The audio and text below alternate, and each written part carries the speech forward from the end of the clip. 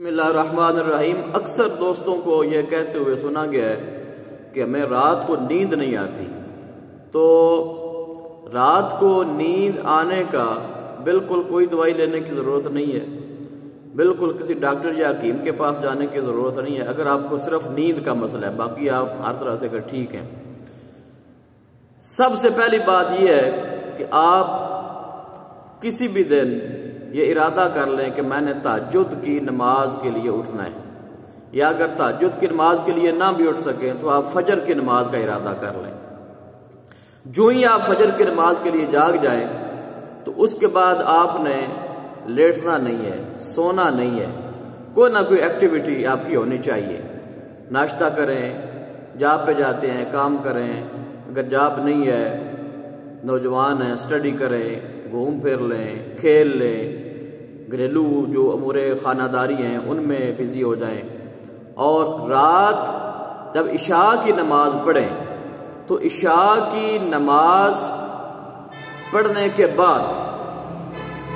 کھانا رات کا عشاء سے پہلے کھائیں، کوشش کریں، اور اگر آپ عشاء کے بعد ہی کھانا کھانا ہے تو عشاء کے بعد کھانا کھا لیں، لیکن بہتر یہ ہے کہ پہلے کھانا کھائیں۔ لیکن عشاء کے بعد آپ کا موبائل فون کا یا اگر وائی فائی لگایا ہوا ہے تو آپ کا نیٹ آن نہیں ہونا چاہیے۔ عشاء کے بعد نیٹ بالکل آن نہیں کرنا، یہ نیٹ ہمیں نہیں سونے دے رہا، ایک مسئلہ۔ اور دوسرا مسئلہ یہ ہے کہ جب ہم فجر کے بعد سو جاتے ہیں تو ایک تو پھر سستی اور نوست ہوتی ہے، اور پھر یہ ہے کہ جو بندہ دن کو 10-11 بجے جاگا ہے تو اس نے پھر رات کو کیا سونا ہے؟ رات کو جب اس نے نیند پوری کر لی ہے تو ظاہر ہے کہ اب جسم کے لیے بھی ایک ضرورت ہے نا، جتنی اس نے نیند کرنی ہے تو اتنی کرے گا۔ لہذا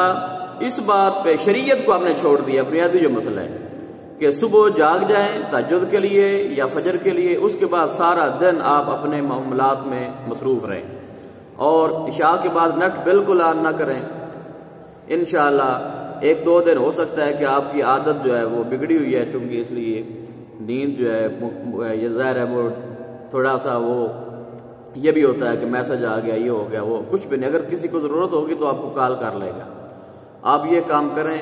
انشاءاللہ آپ کی ایک روٹین بن جائے گی، اور آپ کی نیند والی عادت رات کو سونا اور دن کو جاگنا، اللہ پاک نے بھی ارشاد فرمایا ہے کہ ہم نے رات کو آرام کرنے کے لیے بنایا، اس میں سکون حاصل کرو، اور دن جو ہے وہ کام کرنے کے لیے بنایا ہے۔ اللہ پاک ہمیں شریعت مطابق کی پاسداری کی توفیق عطا